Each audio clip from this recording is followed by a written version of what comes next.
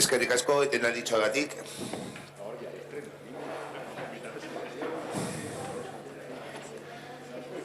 Jarraitzen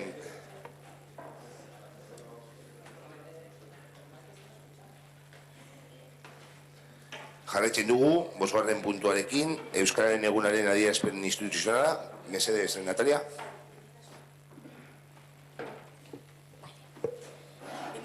2019ko Euskararen nazioarteko egunerako adierazpena. Bide berriak, modu berriak, ongi etorri etorkizunera. Jauzika dator Euskara, jauzika mendez mende, jauzika egunez egun, bihotzetik bihotzera jauzika, eta batez ere, Espainiez Espain jauzika. Bere eguna du gaur Euskarak nazioarteko eguna hain zuzen ere, baina ongi asko dakigu Euskal Herritarrok eta Euskal Hiztunok gaur ospatzen duguna ez dela egunaren mugetara errendintzen.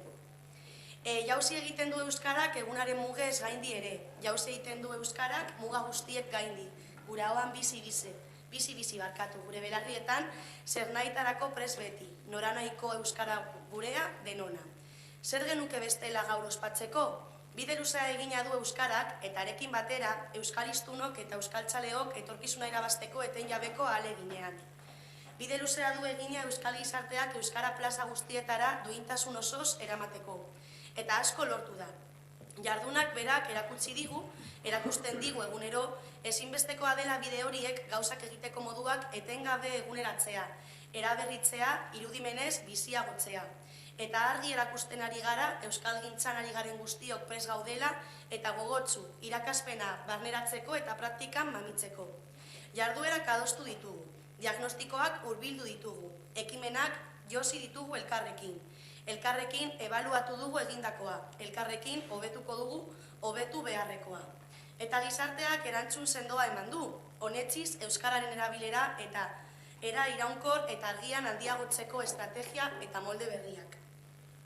Badugu bai, zer ospaturik aurtengo Euskararen nazioarteko egun honetan ere. Ezagutzen ez genuen modu batean aktibatu zituen iazko gizartearik eta arrakastatsuak Euskal Hiztunak, neurri batekoak naiz bestelakoak. Aktibatu zituen baita ere, herri aginteak eta askotariko gizarte erakundeak ikuspegi berri batetik, eta batez ere, estrategiak eta diskurtsoak eraberritzeko joera eta prestasuna aktibatu zituen. Aldekotasuna horrela, konpromiso eragingarri eta praktiko bihurtzeko bidean jarri zen. Badator hurbileko ostertzean ekimenaren jarraipena. Euskaraldia berraktibatuko dugu, berriz ere denon arteko adostasun eta lankidetzan, eta hurrengo urteko Euskararen nazioarteko egunak izango du ezinbestez, toki propioa, ariketa sozial erraldoi horren inguru marian.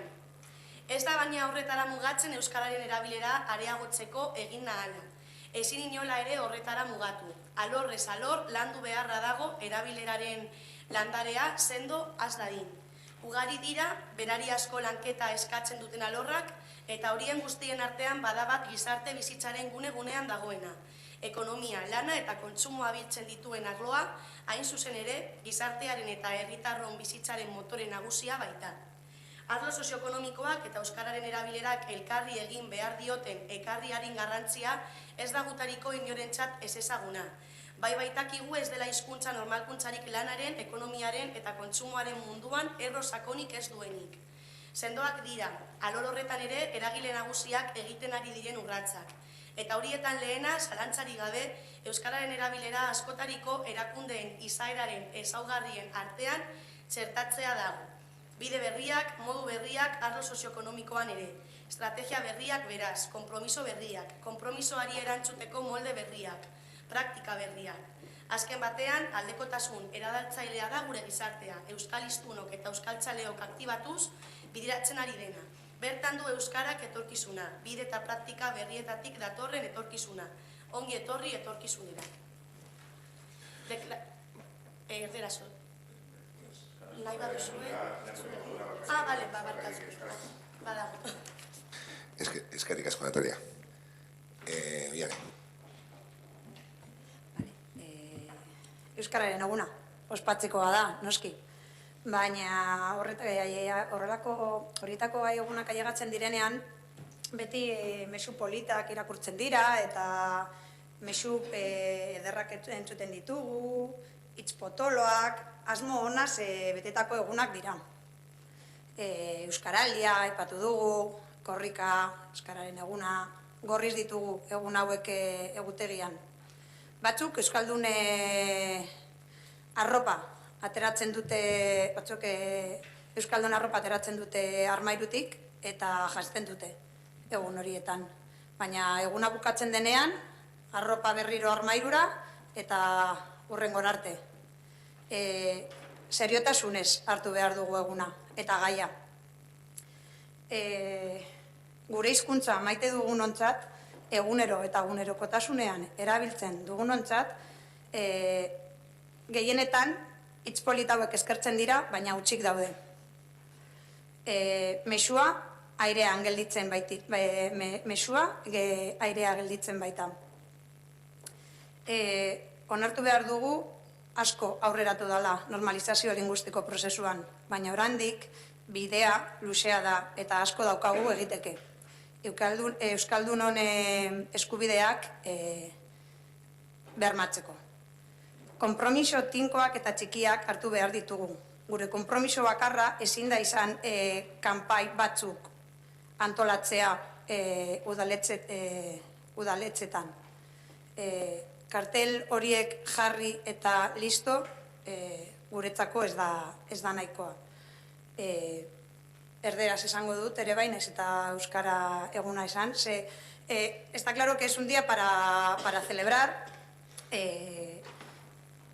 Es un día en el que leemos, como ha leído Natalia, una declaración institucional súper bonita, con un juego de palabras, con palabras bonitas, con grandes compromisos pues es un día de buenas intenciones, pero las buenas intenciones muchas veces se quedan en el aire, como con otros muchos temas, con otras muchas declaraciones institucionales. Son muy grandilocuentes, pero en el día a día se nos olvidan. Los días como el Día de la Corrica o la Semana de la Corrica, el Olentzero, Euskaraldia, algunos se ponen el traje de Euskaldun y esos días lo dan todo, en todos los sitios, en todas las fotos. Pero luego se termina el día, esa ropa vuelve al armario y volvemos a la normalidad. Y dejamos el euskera hasta el próximo día en rojo en el calendario. Eso no puede ser así.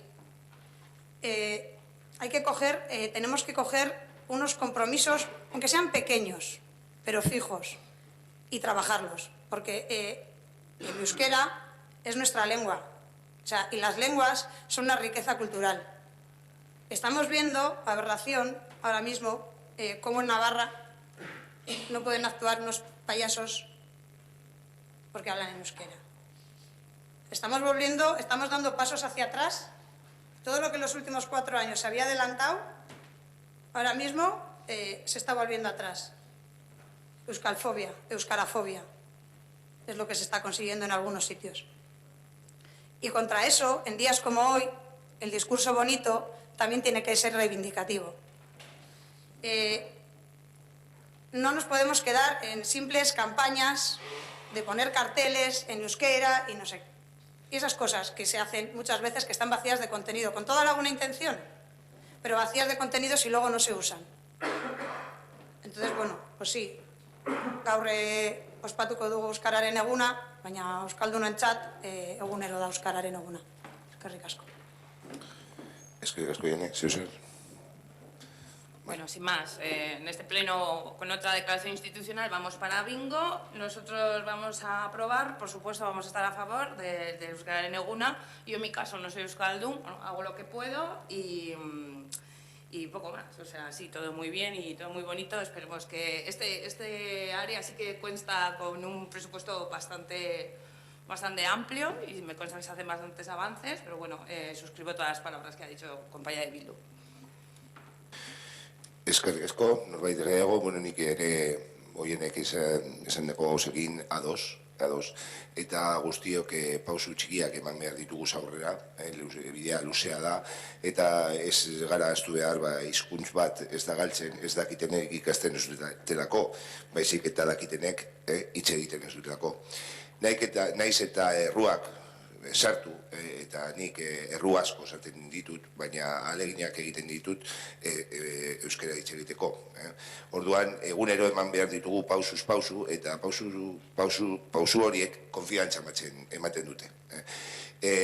Nik atzera begiratzeakoan duela 5 urte, eta bai, uste dut duela 4 edo 5 urte, izan zen lehenengo aldiz Ortuellako osoko bilkura batean puntu bat guztia euskaraz egin zena. Eta hori, bueno, ja pasa dira 4-5 urte, pausuak eman behar ditugu, horrezagatik, bueno, eman diren pausuak ona dira, bidea luzea da, diru aldetik eta programak egiten ari dira, eta egiten jarraituko dira, baina guztion artean pausuz txikia, eta gauza bat badakit hori esango dut, eta errua sartzen badut, errua sartzen dugu. Es decir, es que por pasitos pequeños, comentabas, cada uno puede hacer, pero es importante que dé esos pasos. Intentar y equivocar, nos vamos a equivocar todos. Y yo tengo que decir que soy el que más me he equivocado. Y en la vida he recibido una crítica política por equivocarme al hablar en euskera. Quiero decir que, pero lo importante es dar esos pasos, porque esos pasos van dando confianza y al final vamos normalizando una situación. Decía que hace 4 o 5 años pues fue la primera vez, no está Asier, pero Asier se acordará perfectamente porque además él hizo la intervención, yo creo que no como concejal sino estando en el público, la primera vez que en Ortuella se tramitaba un punto exclusivamente, totalmente en euskera, ¿no?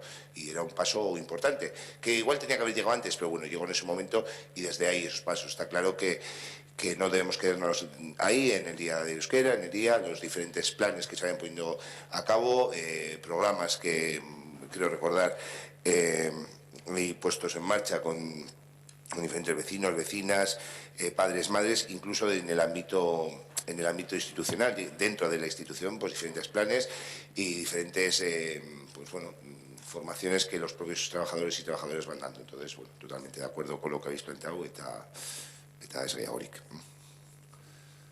Una cuestión. Bozketa egingo dugu, adierazpen instituzionalen alde, onartutzat geratzen da.